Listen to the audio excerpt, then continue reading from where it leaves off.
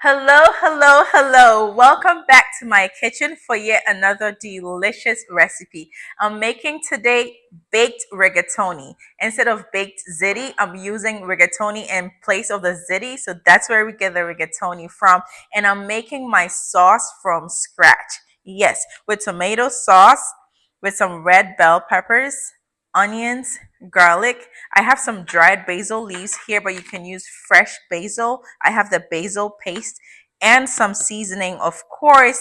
And you know it got to be cheesy, right? But we're still keeping it simple. I have some mozzarella cheese here, some sharp cheddar, some parmesan, and a block of mozzarella cheese to make it really cheesy. So come on and join me, make something delicious for my family. I went ahead and cooked my rigatoni before filming, and I tried this hack that I saw on TikTok. Instead of pouring all the contents in the sieve, I used the sieve as a block to get just the water out, and it worked effortlessly. So to start off, I'm gonna blend the ingredients that are gonna make up the base of the sauce. I have a quarter onion, some garlic, and red bell peppers, and they're gonna go right into our blender here, like so. I'm gonna add my dried basil leaves. And to make it cook faster, I'm using oil in place of water. There you go. And we're gonna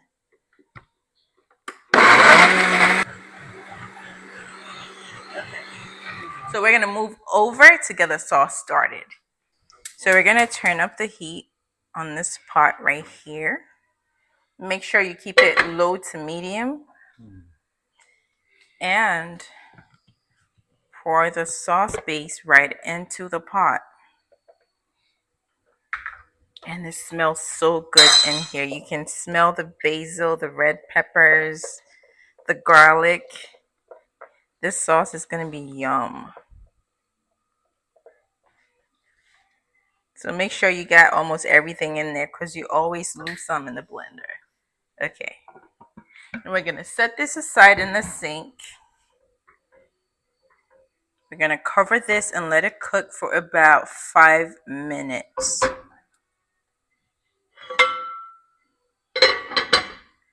So our base has been cooking for about 5 minutes and you can peep it right here.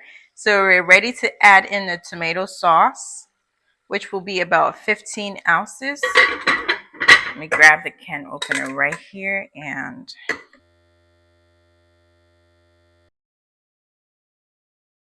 okay. And in it goes.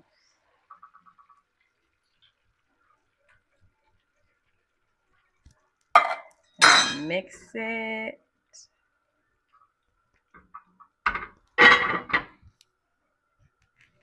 It's not even seasoned yet, but it tastes good. But we're gonna, since we want it seasoned to perfection, we're gonna add in some seasoning to elevate the taste. And we're using some chicken flavor bouillon and this dry herb mix right here. No measurements, just go with the flow.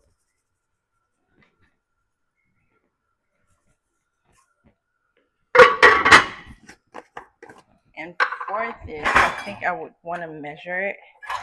So I'm going to use about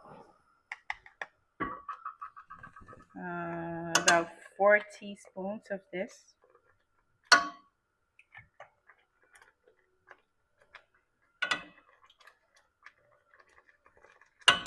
And let it stir it in and let it cook for an additional 10 minutes, 5 to 10 minutes. I'll come back and check on it in 5 minutes. All right, we're checking on this and we're gonna season it a bit more with some Goya packets for more color and additional taste. I'm gonna stir it in.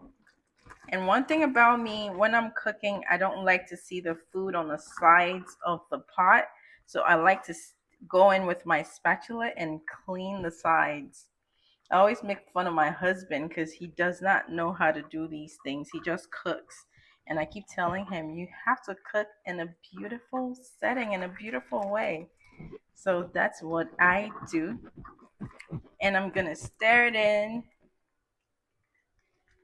and clean up the sides and taste it.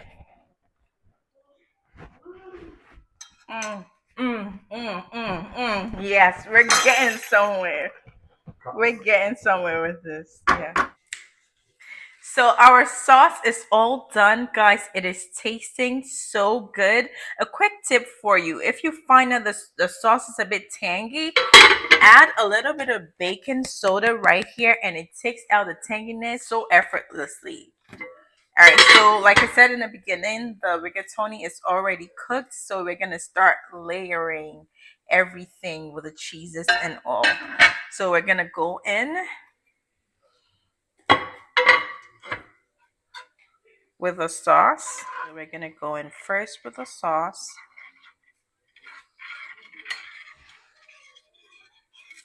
like so, and then a layering of the rigatoni.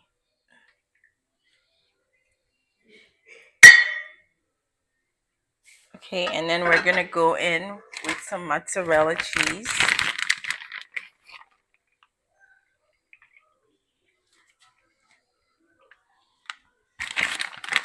And this is according to your liking. If you want it cheesy, you can go in with as much cheese as you want. This is some sharp cheddar cheese and some parmesan, which my kids love.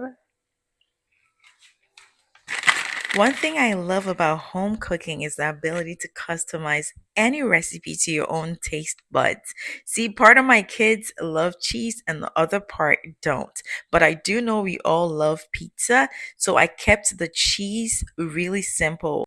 Instead of overwhelming them with boursin cheese, sour cream, and all that cheese sauce, I just kept it simple and went with the ones we know: mozzarella, parmesan, and cheddar cheese. So for the last layering, we're gonna go in with our sauce. Lay it on top like so.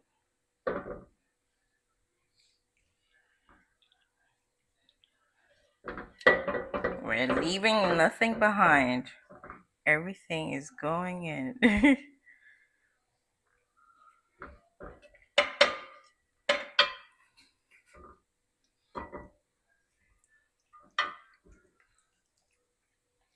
Then we're gonna go on top of it with all the rest of our cheese. So sharp cheddar,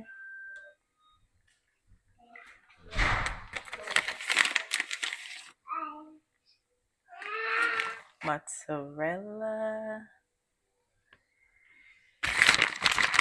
more mozzarella. Oh, this is gonna be so cheesy. Add some more parmesan for this.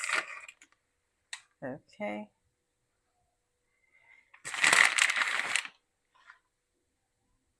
And we're gonna add the remaining cubes of mozzarella cheese, which is all gonna melt. Like so. Okay. 350. And start. The oven is preheated. We're gonna put in our well, it's not baked yet, our rigatoni with whatever sauces and the cheesiness in there, and let it bake for 15 to 20 minutes. We'll definitely check back on it in 10 minutes and see where we are. So time's up and we're ready to check on our baked rigatoni. Ooh, it has browned and it's ready to go. Set it right on here. Make sure. And while it baked, we also made some crispy fried chicken breasts. Okay, so we're gonna dig into this.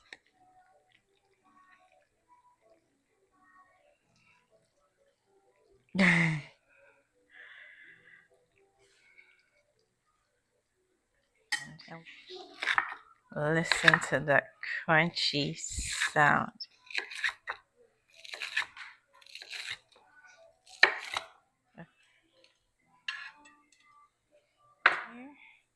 Let's dig right in. So I'm gonna make sure to get that sauce and that cheese on there. Chicken. Okay.